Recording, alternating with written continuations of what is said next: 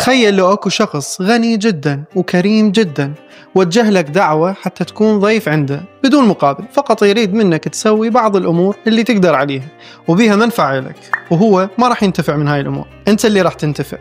والضيافة مو بس أكل وشرب، لا، الضيافة راح تكون أشياء أعظم مما تتخيل، أشياء يحلم بها أي إنسان. شنو راح يكون ردك؟ ترفض لو تقبل؟ أتصور قربة الفكرة.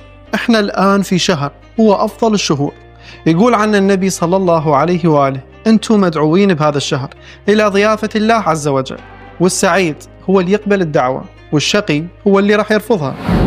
قد أقبل إليكم شهر الله بالبركة والرحمة والمغفرة، شهر هو عند الله أفضل الشهور، وأيامه أفضل الأيام، ولياليه أفضل الليالي، وساعاته أفضل الساعات.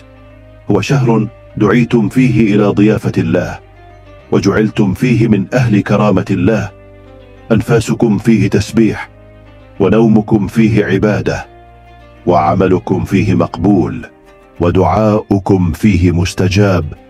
فاسألوا الله ربكم بنيات صادقة وقلوب طاهرة أن يوفقكم لصيامه وتلاوة كتابه، فإن الشقي من حرم غفران الله في هذا الشهر العظيم.